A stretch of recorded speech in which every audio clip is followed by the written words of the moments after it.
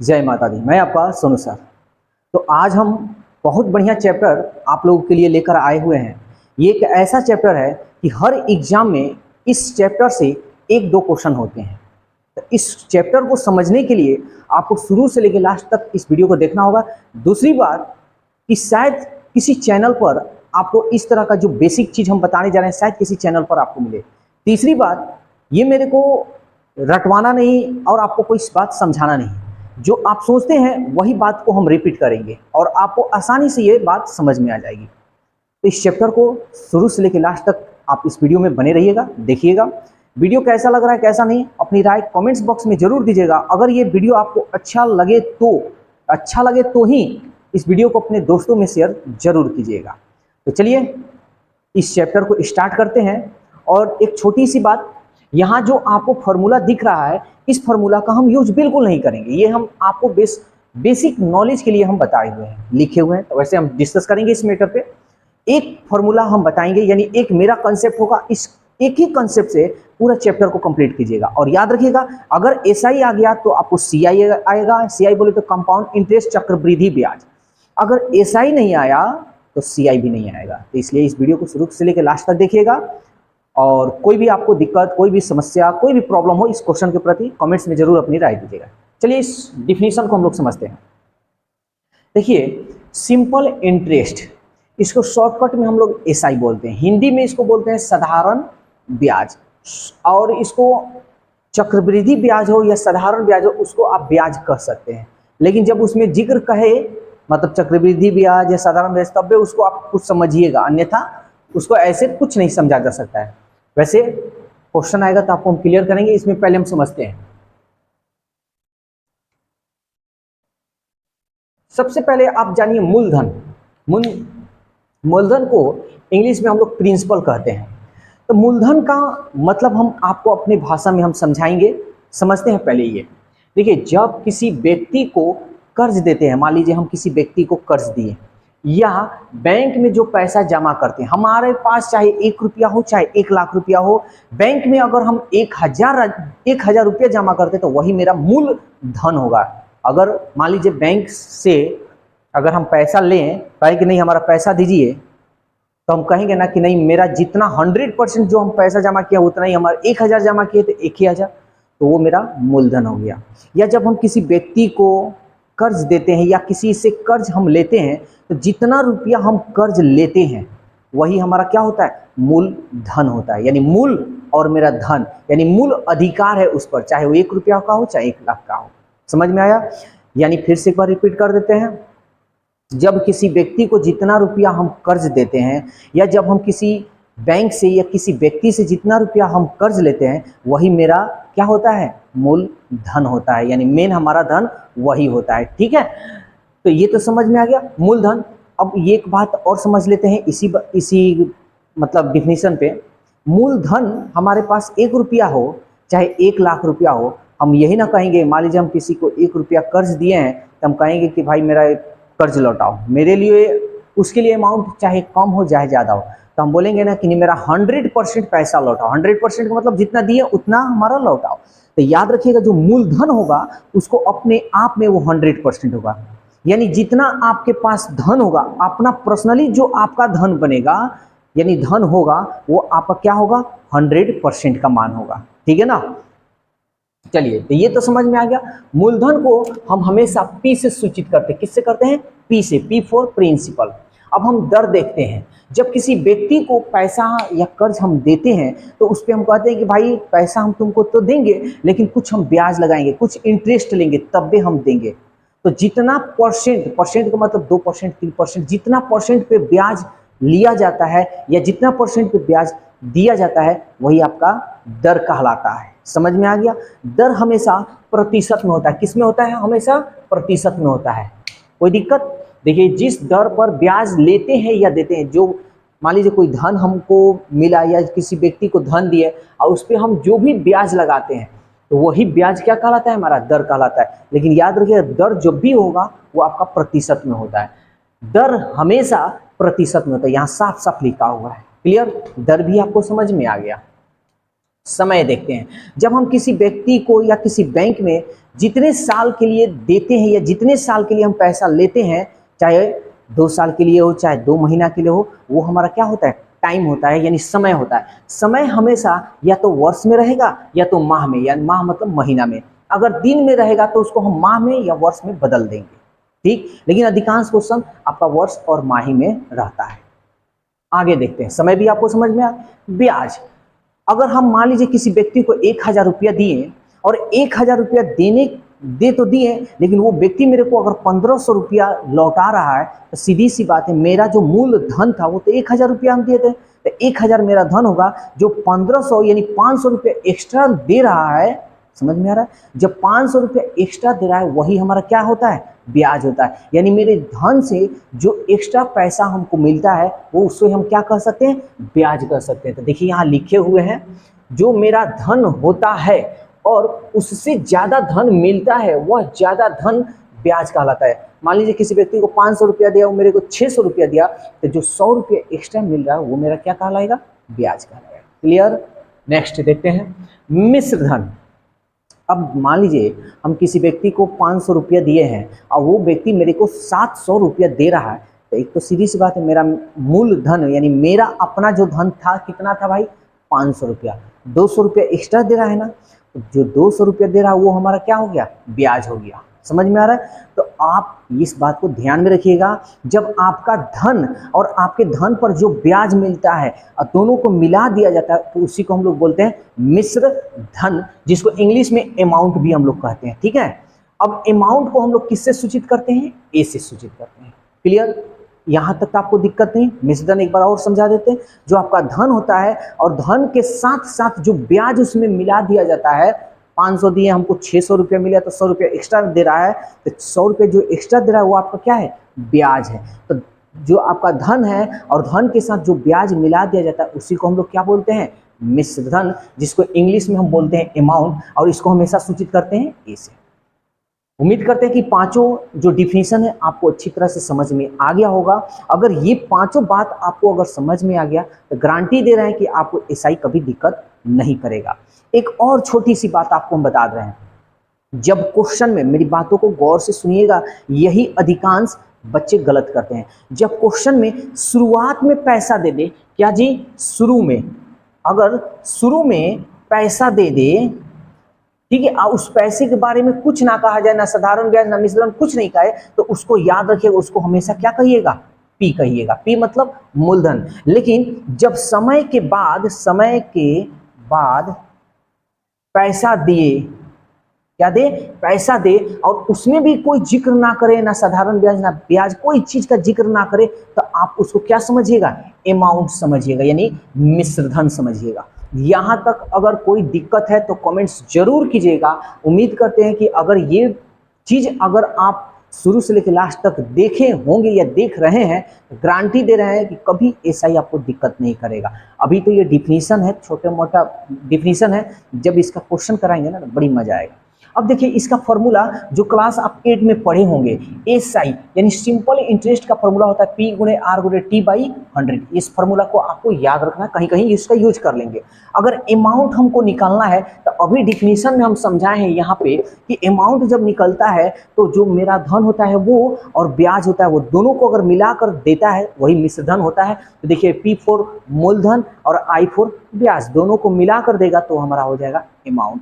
अगर हमको मूलधन ज्ञात करना है, मतलब पूरा धन निकालना है, तो अमाउंट में से आई निकालेंगे, यानी ब्याज निकाल लेंगे, तो मेरा पी का मान होगा। ठीक है, आई मतलब इंटरेस्ट, इंटरेस्ट मतलब ब्याज। अगर हमको ब्याज निकालना है, अगर मिश्रधन में से यानी अमाउंट में से अगर अपना मेन धन निकाल लेंगे तो जो बचेगा एक्स्ट्रा पैसा वो होगा हमारा ब्याज। यहाँ पर अगर कोई दिक्कत है तो कमेंट्स में जरूर बताइएगा। उम्मीद करते हैं कि पूरी आपको अच्छी तरह से समझ में आया हो। ठीक है ना, तो जल्दी से इसका स्क्रीनशॉट लीजिए। अगर वीडियो अच्छा लगे तो अपने दोस्तों में जल्दी से इसको शेयर कीजिए। ठीक है ना, तो चलिए अब इसके आगे हम क्वेश्चंस कुछ सॉल्व कराते हैं, उसके बाद से आगे हम तरह तरह के क्वेश्चन आपको सॉल्व कराते हैं।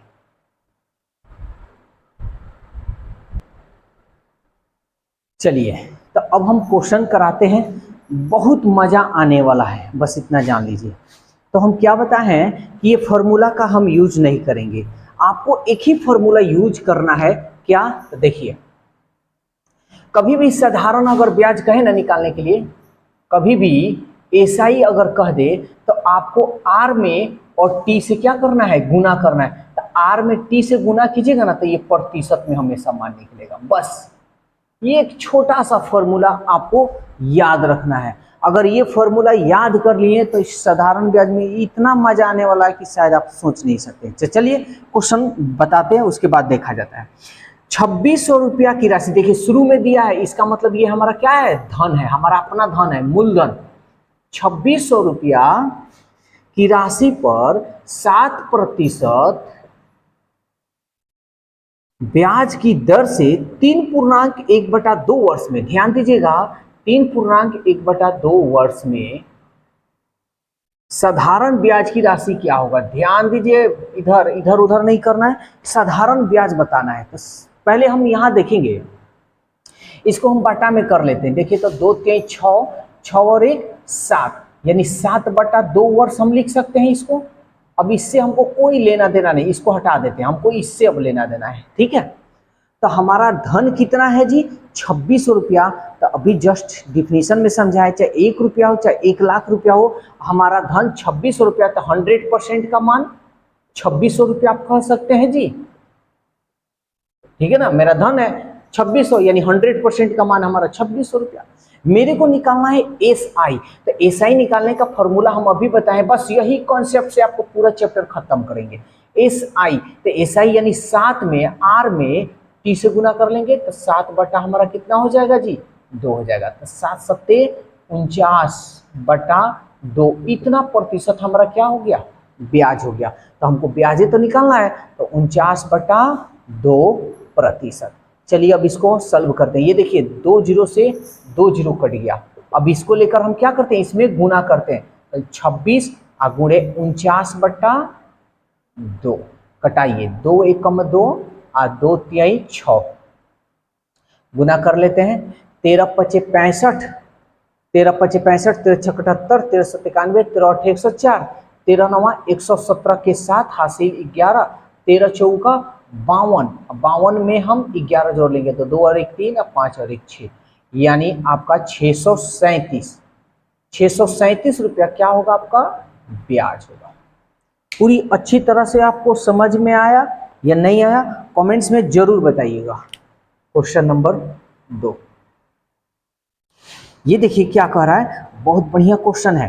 कह रहा है कितने समय में, अब यहाँ समय आपको निकालना है, कितने समय में 4500 रुपया की राशि, कितना? 4500 रुपया की राशि, ठीक है।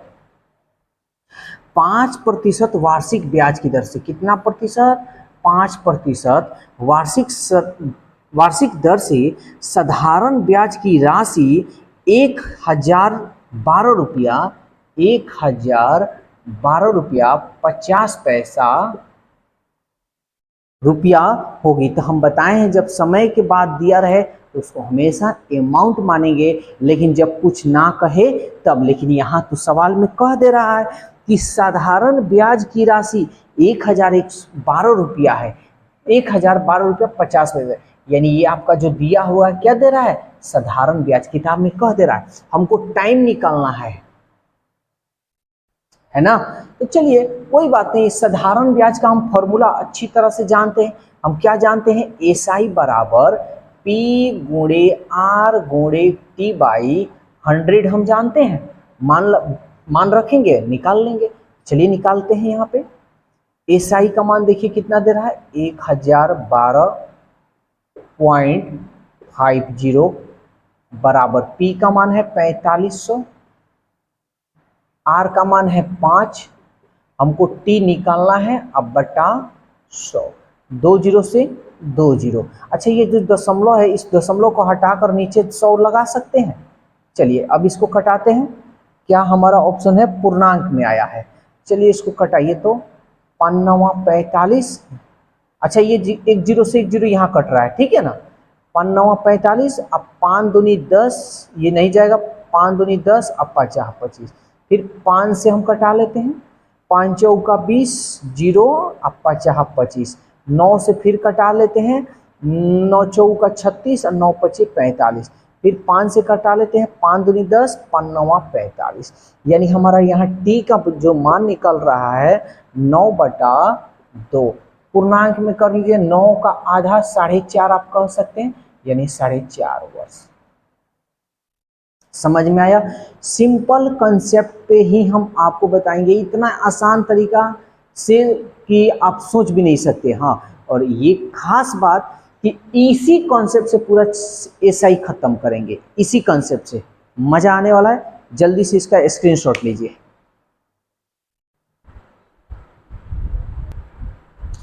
अब देखते हैं क्वेश्चन नंबर 3। रमन 12,000 रुपये, देखिए शुरुआत में दिया है इसलिए हमारा क्या हो जाएगा जी, ये हमारा धन हो जाएगा।